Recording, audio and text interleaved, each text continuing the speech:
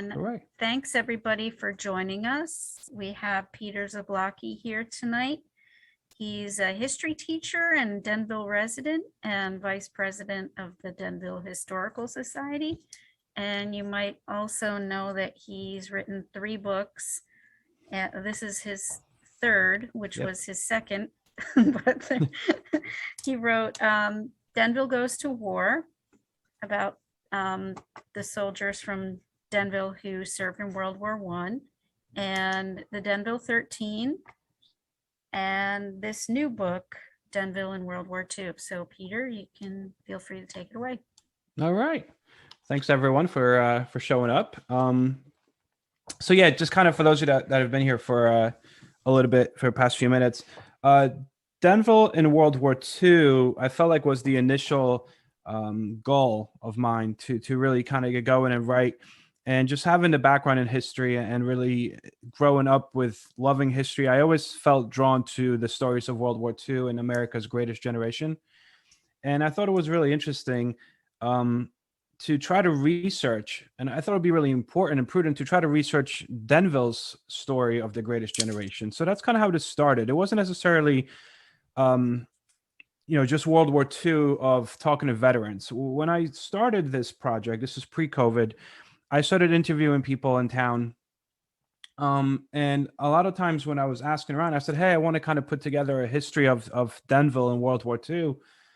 People would tell me, well, there's not a lot of veterans left. And I would always kind of counter that with, but I'm not necessarily looking for just veterans. I'm looking for people that were kids. I'm looking for men and women. I'm looking for veterans. I'm looking for really anyone and everyone that was or lived in Denville during this time. So I wanted to kind of create a story of the town itself, but also of the people that fought in this war from our town. So in a sense, I wanted to create a story of Denville's greatest generation. And I broke this book into different parts. In a sense, the first part of the book is, I called it Over Here, which is what's happening in Denville, what's happening in small town America during World War II. And then the second part is Over There. And I broke that further into Pacific, Europe, as well as kind of D-Day got its own chapter. This entire book is put together from interviews that I've conducted myself, interviews that have been recorded by Ruth Gimbel, who's amazing and helped me so much with this, that she's recorded for Denville TV over the years, as well as numerous letters that have been written and they're left and cataloged in the Denville Museum. And last but not least, through a lot of newspapers. The Denville Herald newspaper, that was the primary newspaper during this time, was instrumental in kind of preserving a lot of this history. So I used essentially my own interviews and notes I took, letters, old interviews, newspapers, and any form of memoirs that I could find during during my research. So I guess we'll kind of get into it. And what I'll do today is I'll give you guys like an overview of the lesson itself. So, and lesson, I said lesson, teaching, get used to that. But I'll give you guys an overview of the book. I guess ultimately that's what we're going to do here. So the book kind of begins with just a general story of the war. So World War II starts September 1st, 1939. That is when Germany attacks Poland. And that begins what we know today as World War II, rather, not one, World War II. United States stays isolationist until 1941. However, from 1939 till 1941, many historians could argue that maybe potentially the United States was not as isolationist as we made it seem, due to the fact that the United States sold a lot of weapons, armaments, and other provisions to the Allied nations in World War II.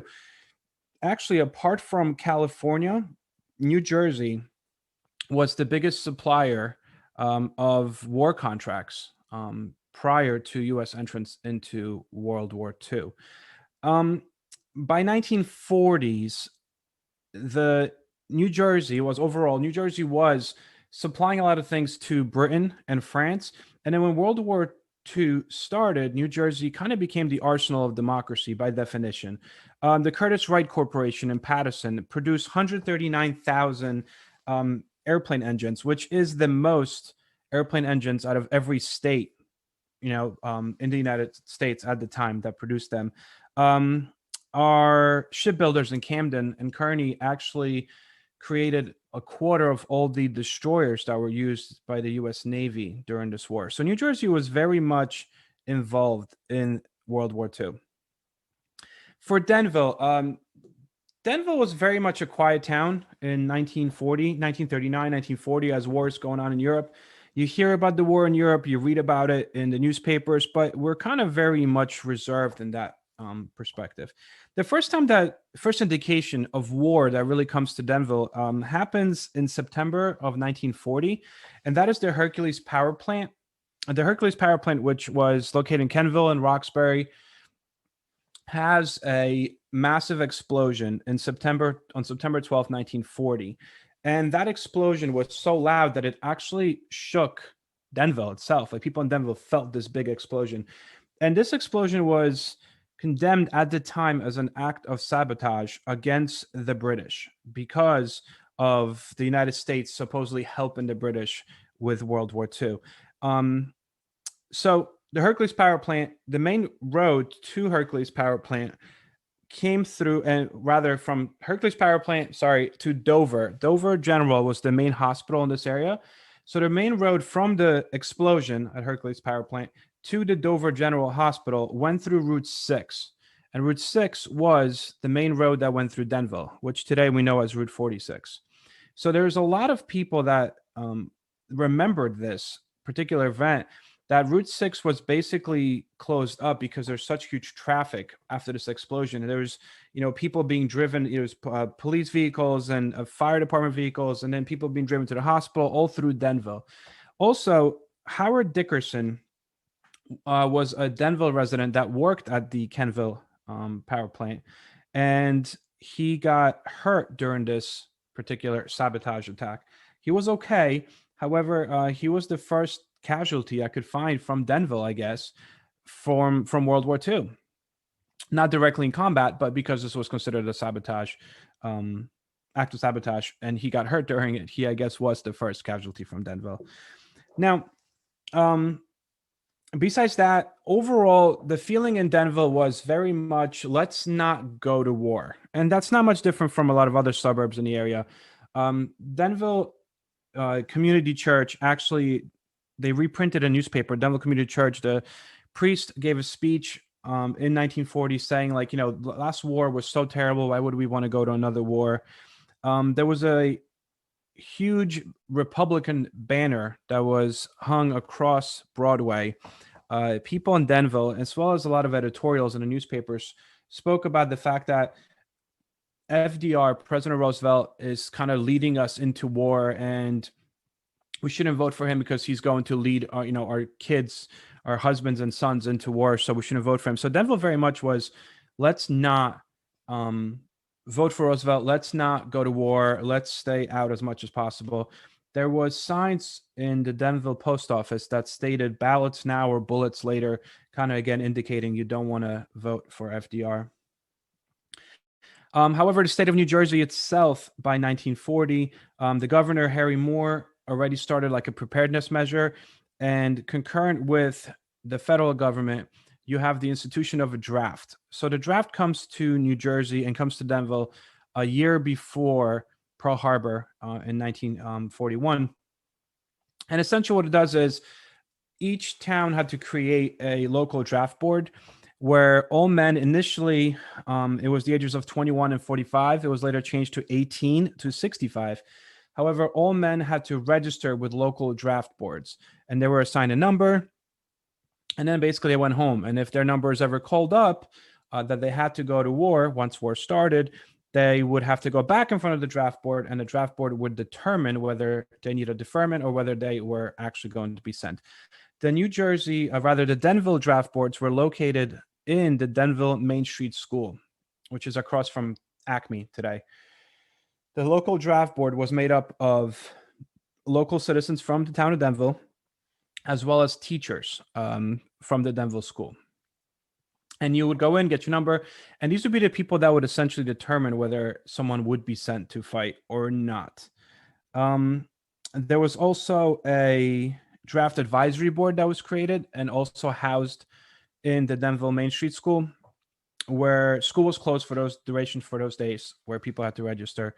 And the advisory board basically helped with filling out the paperwork and what is needed if you did want a deferment for some reason, if you were the only person making the money in a household, or so on and so forth. It took a while for any Denville boys to actually be called up by the draft, even when war started, because of the fact that so many people volunteered from this area after Pearl Harbor, that it actually took a while before Denville boys were being officially called up. But a lot of them did volunteer as well. So Pearl Harbor, the winter right before Pearl Harbor, December 1941, things in Denville things are going as they normally would. A lot of people are shopping in town, getting ready for vacation for, I guess, winter break and the holidays. The local Santa, actually, I find this to be kind of odd, but an interesting tidbit. The local Santa in Denville, who was the man that was Santa for the fire auxiliary department, was robbed right before Christmas. And this became like an ongoing joke because he was continuously robbed the week before Christmas every year in Denville. And now the police was like getting ready to like make sure he's not robbed, but he was robbed again in 1941.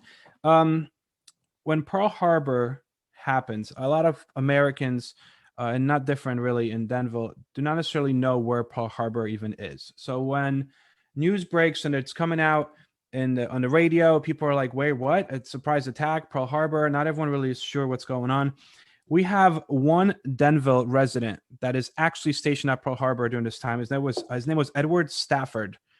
And he was on battleship USS Pyro. And he and his crew is actually credited with shooting down one Japanese fighter plane during the attack of Pearl Harbor. He doesn't speak about it at all. The gentleman comes back to live in Denville, and for many years never tells anybody that he was there at Pearl Harbor. And eventually, actually, the VFW finds out about it after he already passes, that he was cited and won, an award and stuff for his courage on that day, which was really interesting.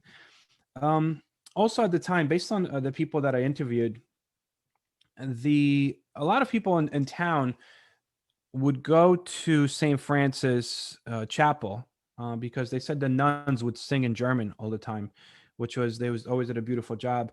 And one particular person I interviewed said that it was really eerie because it was a Sunday when Pearl Harbor happened, when U.S. was attacked.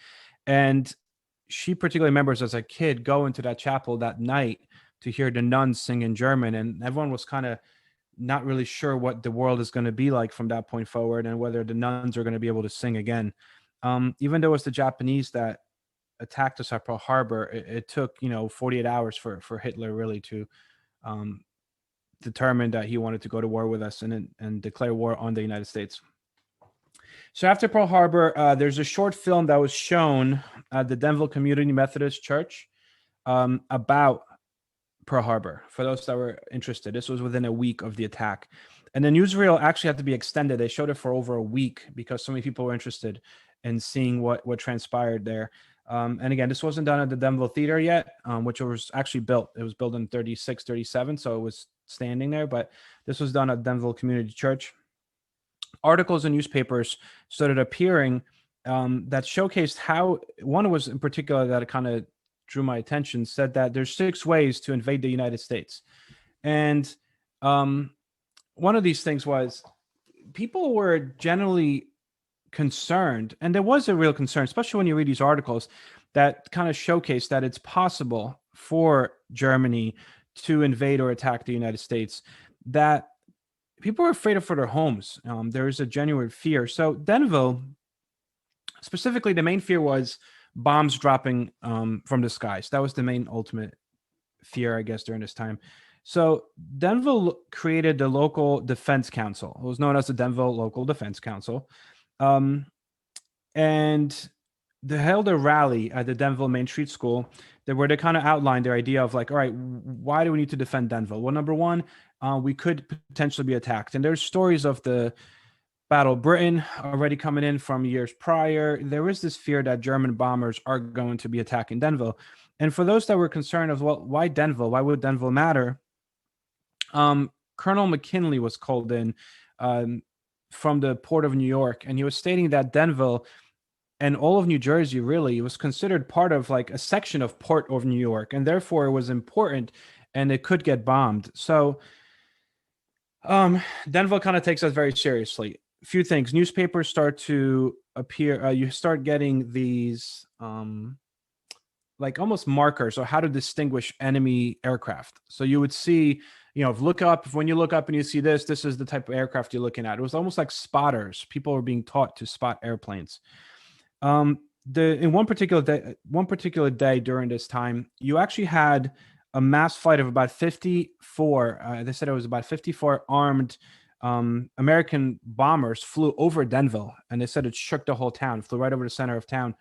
And they were American bombers, and a lot of people freaked out and are like, "Oh my gosh, we're being attacked! What's happening?" And then later on, it appeared in newspapers that these were American bombers, no fear. But this could kind of potentially show you what people of Europe have been dealing with all this time.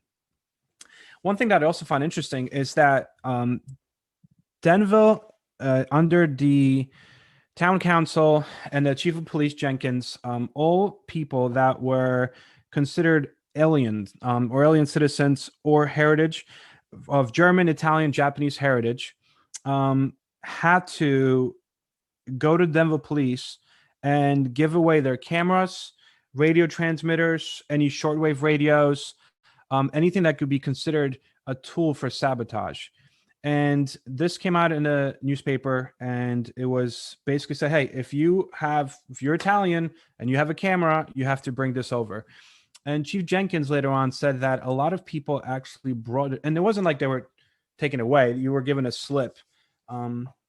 But Chief Jenkins said that no one showed up on that day to hand these things over because everyone had already called him and or given it to him prior because they didn't want to be seen going into the station to hand these things out, hand these things back, which I thought was interesting.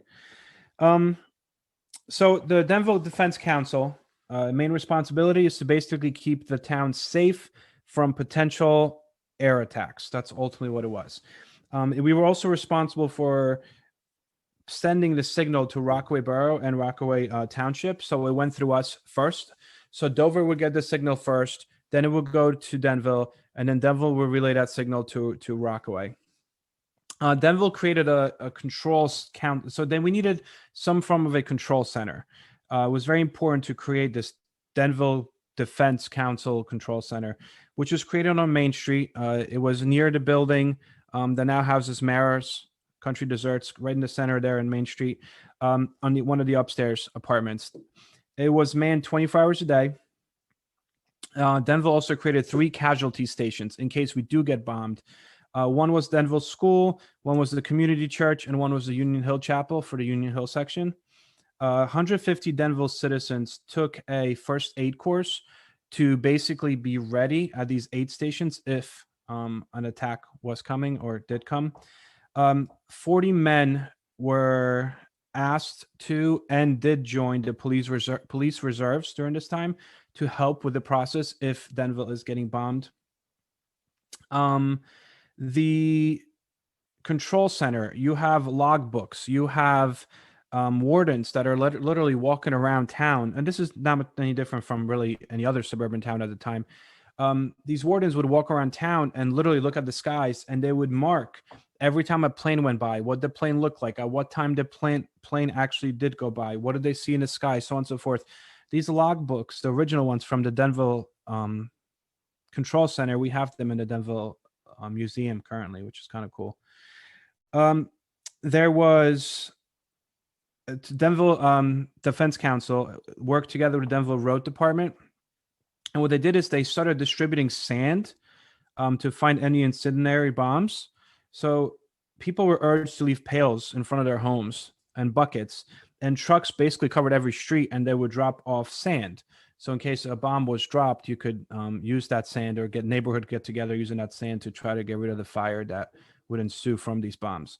So the fear was very real for Denville, specifically for the first like 6 months of the war. Like from, I would say, like early or even through 1942, there was a genuine fear that the United States and our area could actually get bombed.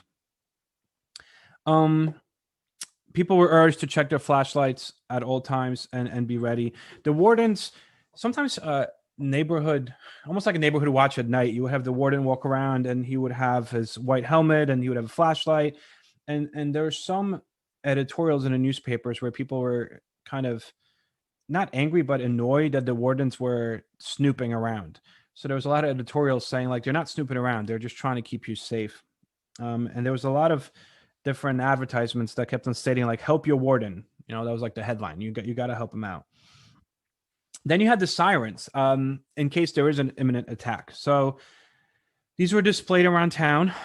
We actually have one poster at the museum that showcases what this was, and they kind of explained the whole system of the sirens. So we had, we never actually had the real deal, but we did have these tests. And the way it worked is, it was a red signal, which meant danger is imminent. And it was a fluctuating note or siren of like short blasts or whistles for 3 minutes.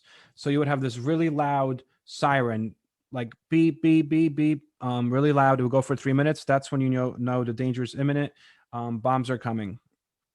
And then you had the white signal, which meant all clear. And the way that worked, it was one steady horn or beep. So it would like beep, and it would go on for a minute, stop, minute, stop, minute, stop. So 3 minutes. That's when you knew it was all clear.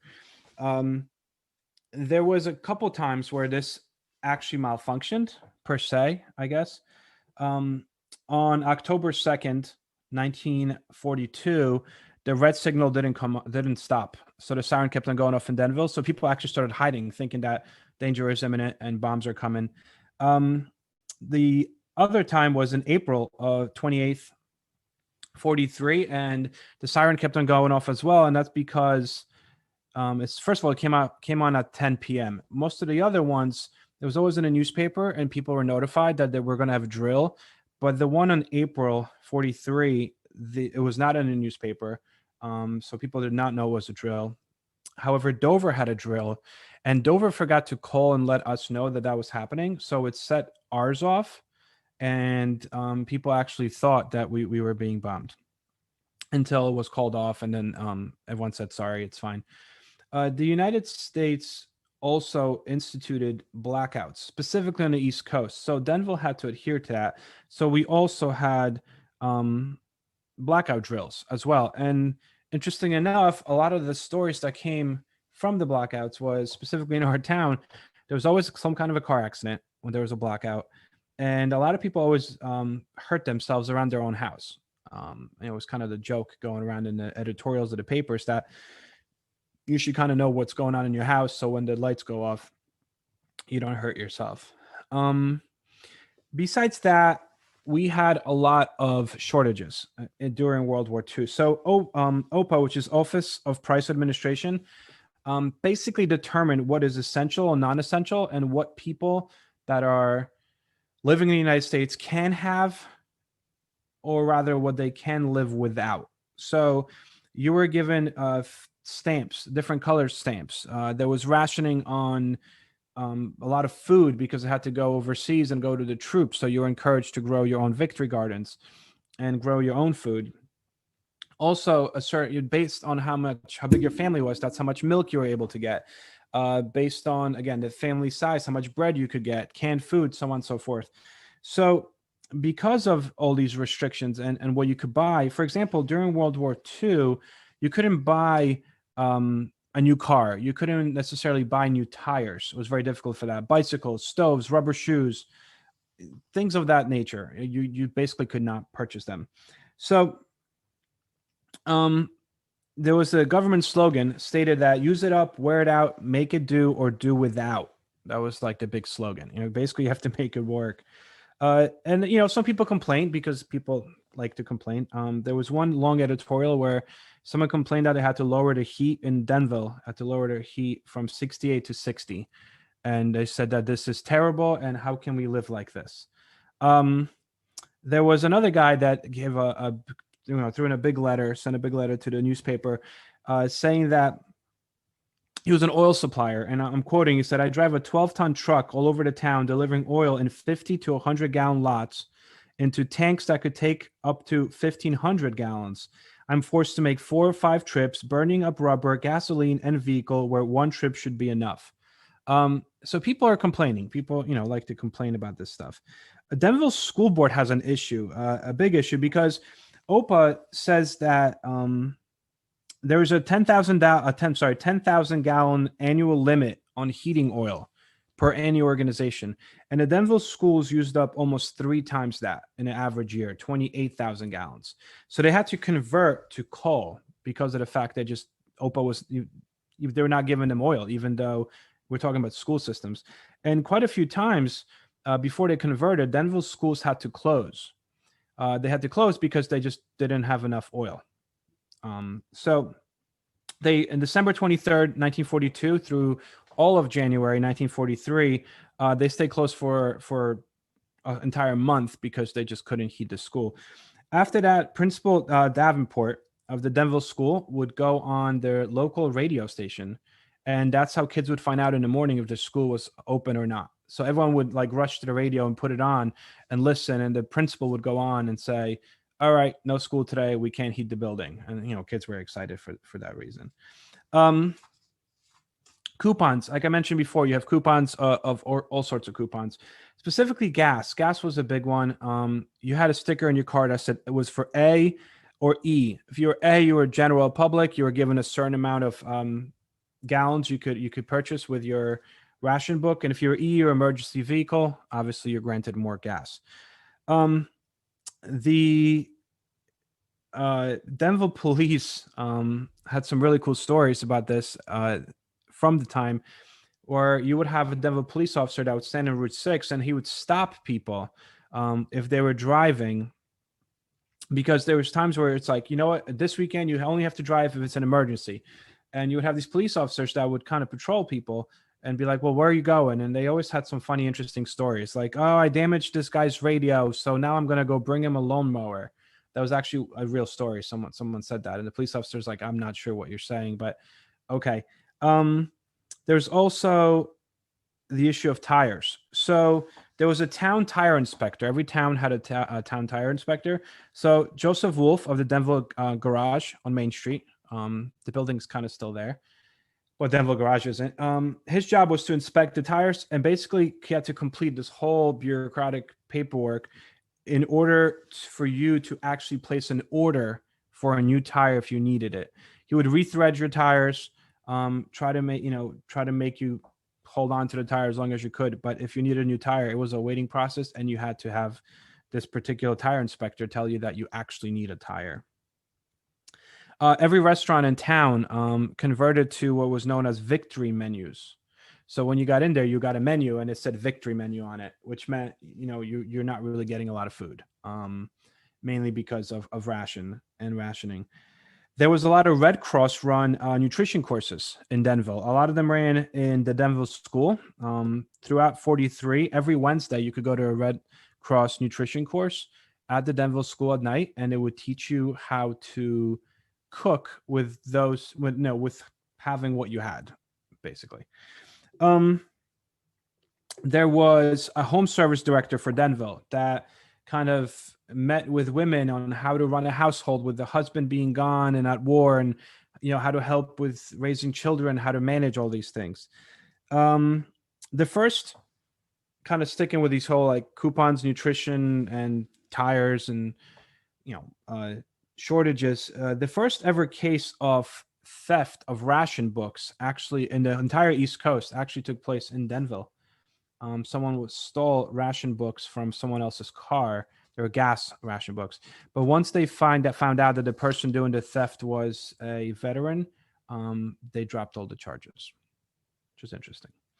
A lot of drives in Denville, as well as overall, throughout the war in local communities. So World War II in 2021 dollars cost the nation $4.1 trillion. So it was very expensive, obviously. So you have bond drives, but also scrap drives, blood drives. There's just drives. I felt like when I was doing research for this, I always kept on coming across drives. And everyone remembered like, oh, I remember when I had to do this.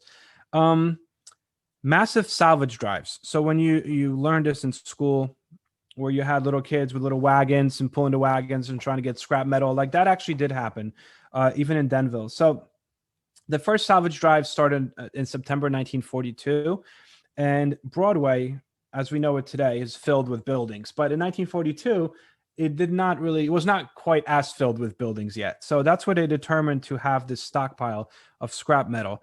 And it actually grew so high that it was the tallest building. And they said it was mattresses, mattress springs, and bed springs, and kitchenware, auto fenders, auto parts. It became this huge pile on Broadway of scrap metal. The next day, the newspapers, so next day, because this happened over a week, but afterwards, the newspaper said that, the nation called for scrap and Denville answered. There was also ads throughout town to stop any high school student, and he will pick up anything that you have to bring to the scrap drive. In Lashtown, which is the intersection of Morris Avenue and Savage Road, that house is actually for sale right now, interesting enough. This was a cool story. A bunch of little kids, I'm talking like 4 or 5-year-olds, they couldn't make it to town to bring scrap metal. So they started dropping it in the corner of Savage and Morris. And then I guess other kids got around to it. And we're talking, all these kids are like under the age of 10. And they created their own scrap pile, which was actually huge. And it was really, truly like these little wagon, holding kids, which was awesome. And that made the newspaper. That actually made the state newspapers, not just local paper. You obviously had saving bonds and war bonds.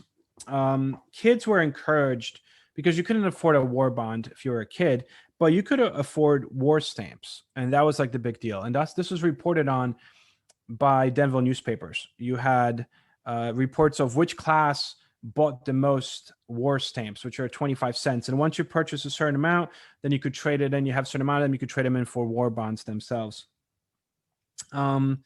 Paper salvage, huge. There's a picture in the book, actually, on the back of the book. They had the paper salvage drive was collected at the Denville Theater, and they collected so much paper. Actually, we had held a salvage record for a small town nationally. In 1944, we collected 76 tons, 750 pounds of waste paper. That was a record for a small town in the United States. It's kind of cool.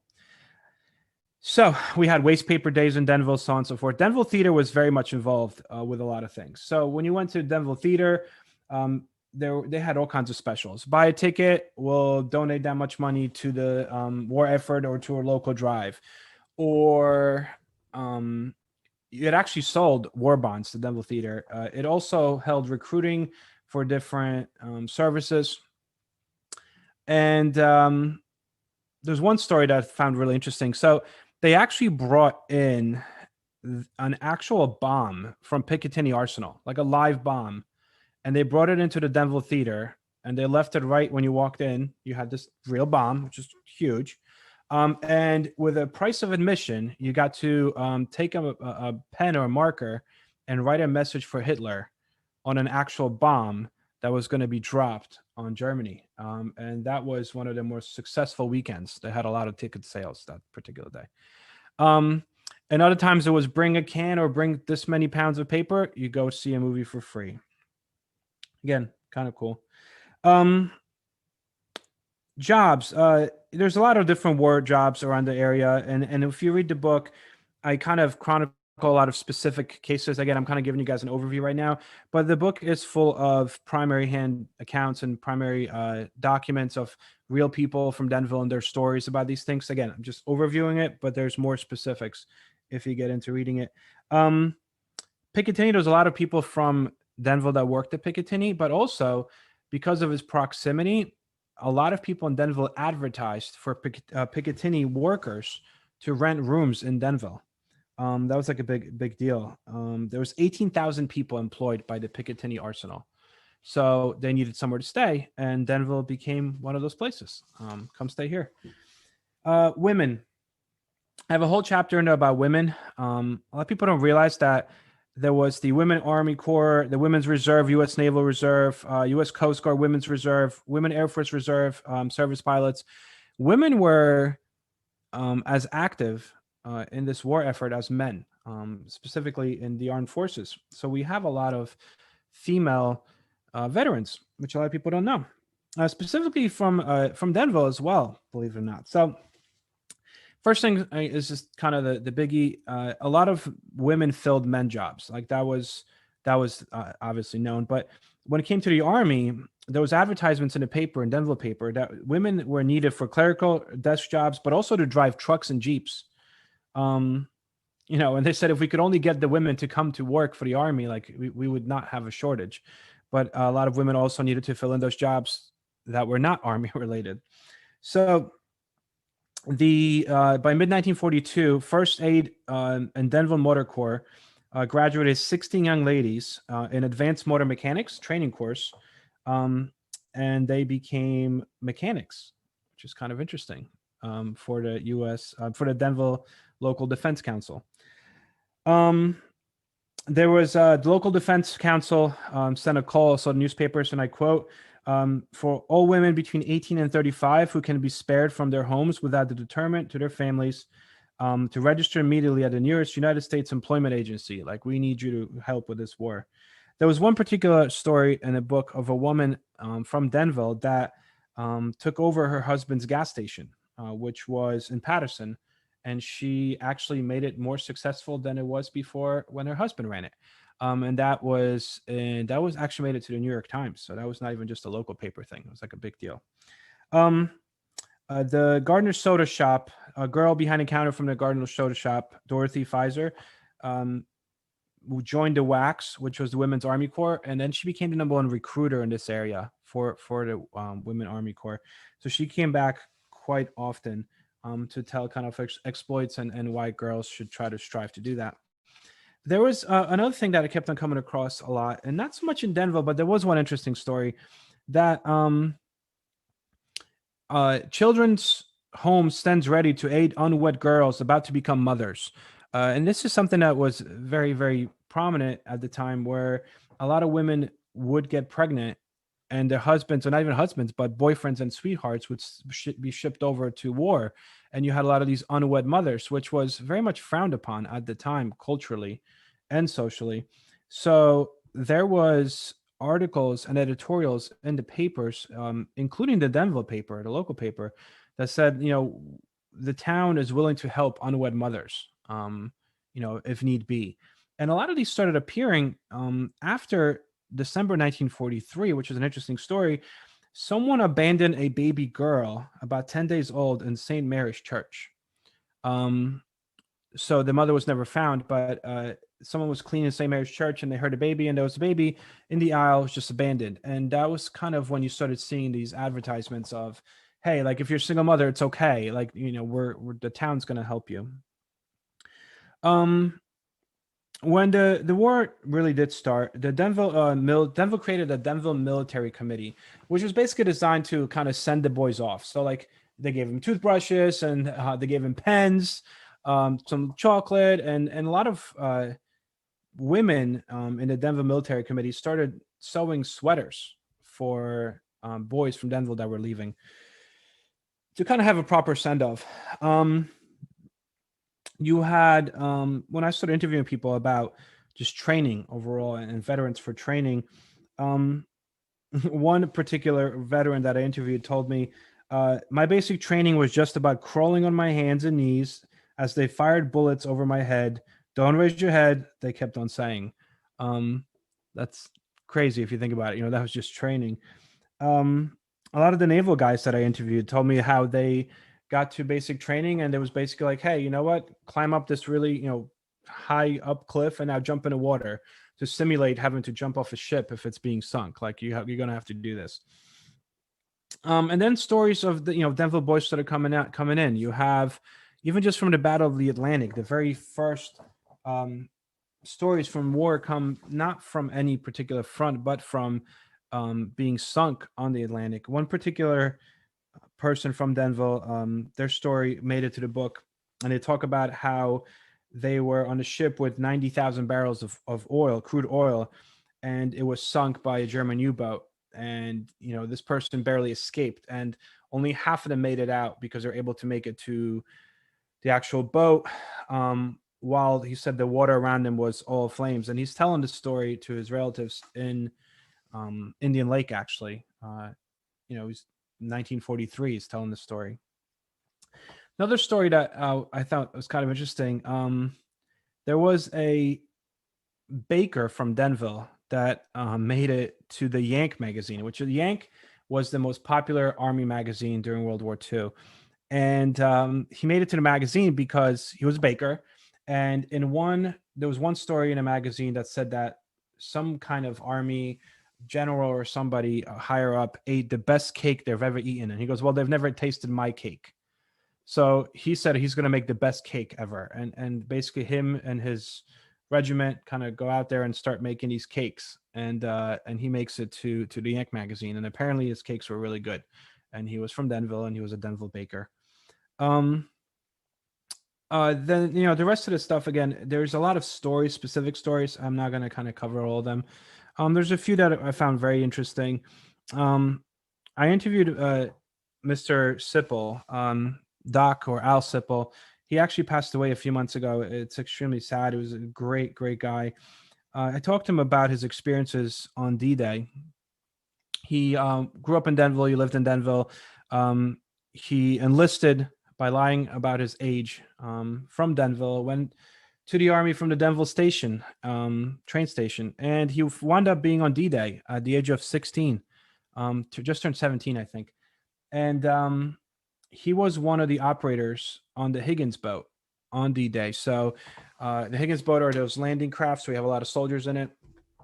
His job was to crank it open. So he would open it and all the soldiers would come out onto the beach, and you have to crank it back up. And, you're talking first wave on D-Day, and this is a 17-year-old boy, and he's explaining the story and telling me the story. This was a few months back. He was telling me the story.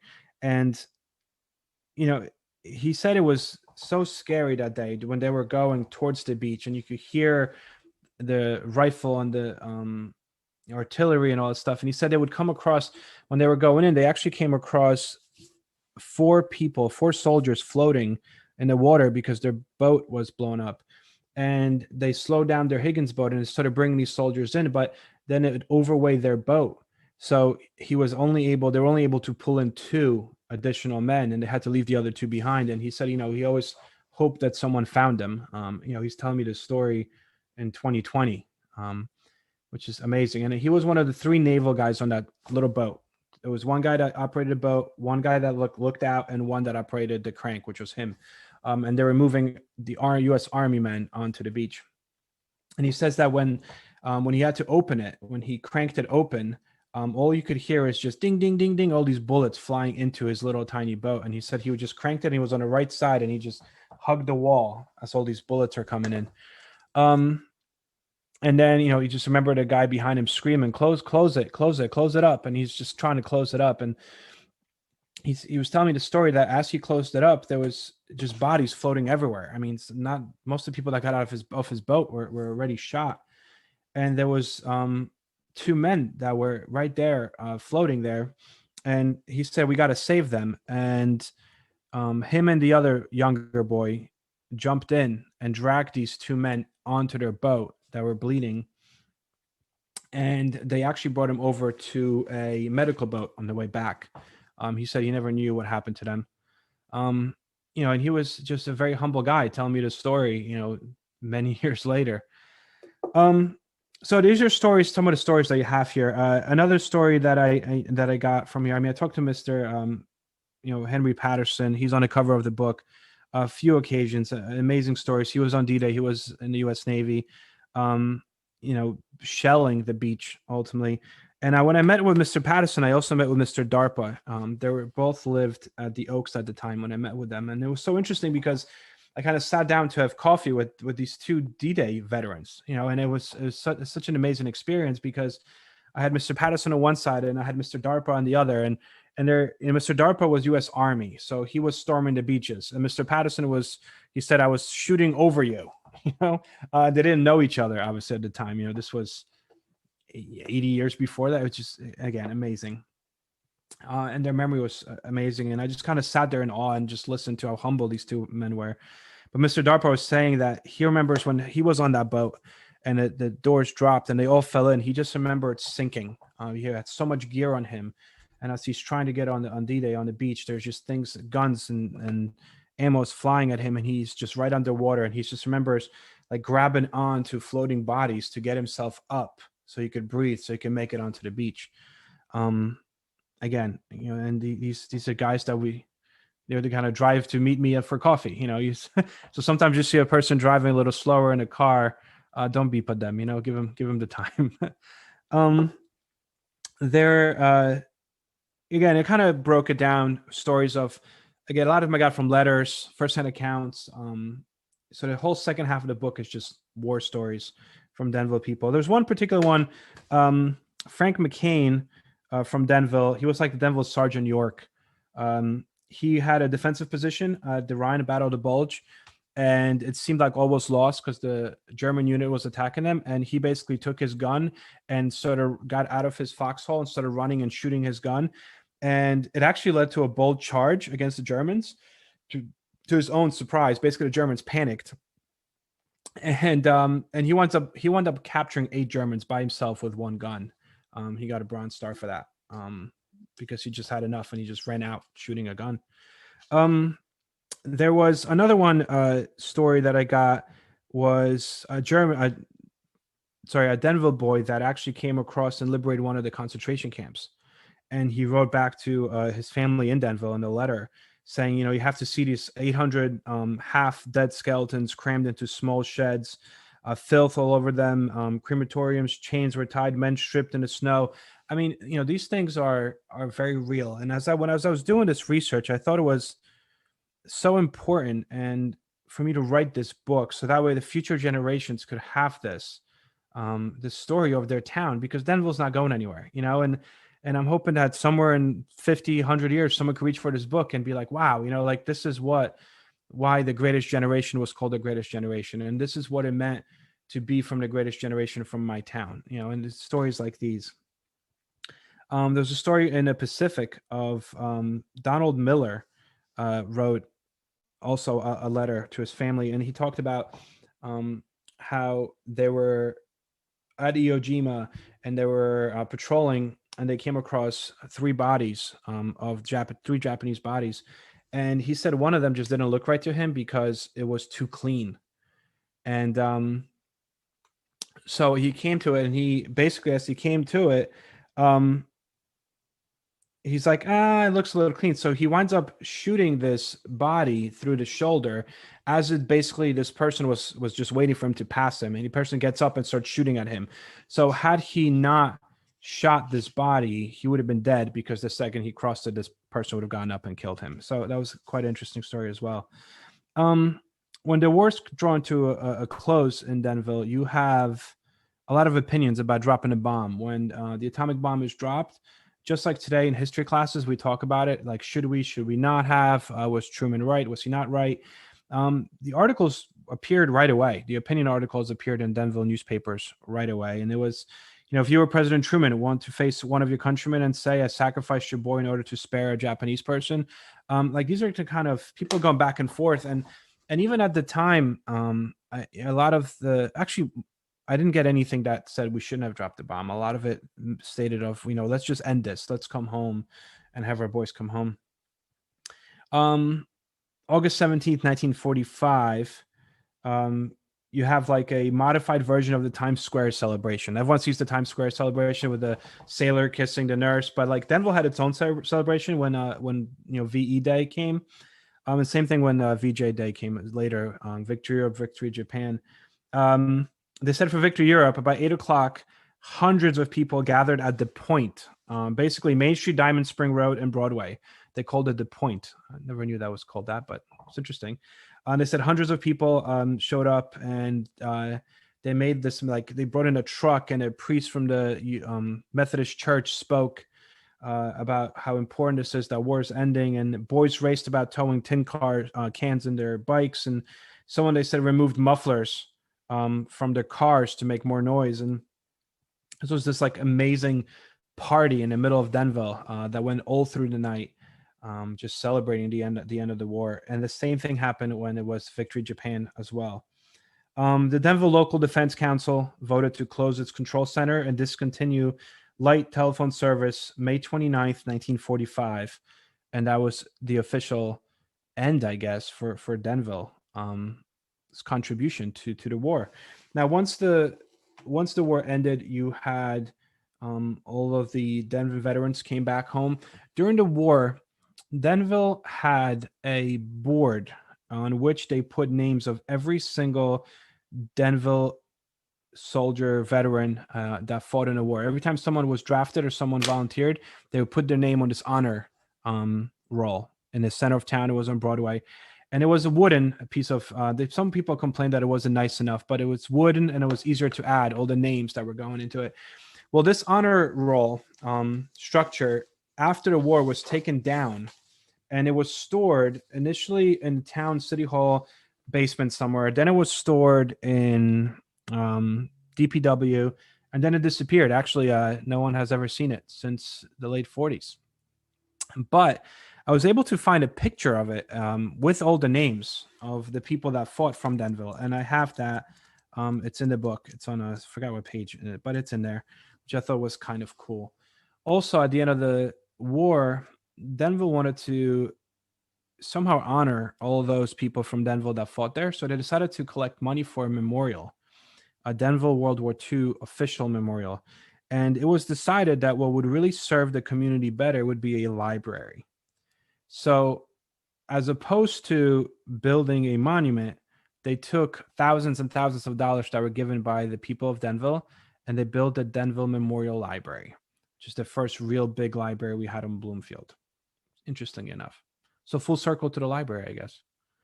And that's pretty much it. I feel like I talked a lot, but that's like the general gist of Denville in World War II. And again, the book is full of specific stories, like individual stories, but this kind of just gives you guys a general overview of the town of Denville and its experience in World War II. If anyone has any questions, please feel free. Yeah, feel free to unmute yourselves and turn your camera on if you like, if you have any questions or comments. Nope, maybe. Well, I'm always available if anyone wants to email me. If anyone has any questions or wants to email me, you guys can always email me. Thank you. You guys can email me at Zablocki, my last name, initial P, at denvillemuseum.org. And I will be sure to get back to you guys with, any answer I might have. Well, so I have a question about that sabotage explosion. So did they ever find out who was responsible for that? Not specific people, but it was determined based on the FBI, believe it or not. It was determined that it was an act of sabotage. And so this was like an anti-war sabotage? Exactly. Huh. Yeah. And because we had one Denville worker there who got hurt, it was like the first official, I guess, Denville casualty of the war. Yeah, brought it home. Yeah. There was definitely someone asked me, so what's next? Are you going to write about Vietnam? And I'm like, hey, you know what? Maybe somewhere down the line. Yeah, I mean that. I'm a little busy now, but I would right love now to read that book too. But I have I have Denville in World War I, and I have Denville in World War II now. So I guess if I continued, I would probably do Korea and Vietnam. Yeah. And those guys are getting older as well, so it would probably be the right time to start collecting. No, I'm just Sure. My dad's a Vietnam vet, but he's from Bhutan, so. From Zoom, from the library, and the man was talking about Denville. Hi, Hildy. You're on. Your microphone's on. Sorry. It's okay. It's okay. He was wonderful. Thank you so much, Peter. Thank you very much. Thank you for showing up. No comments from anyone else or questions?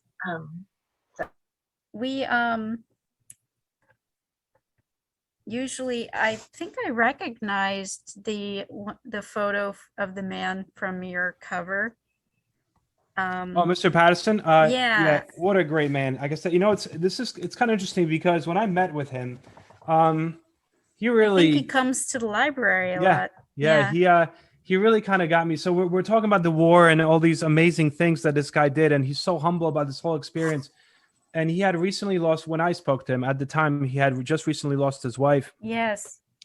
and Claire. And I wish I knew Claire. She seemed like such a, her story's in here as well.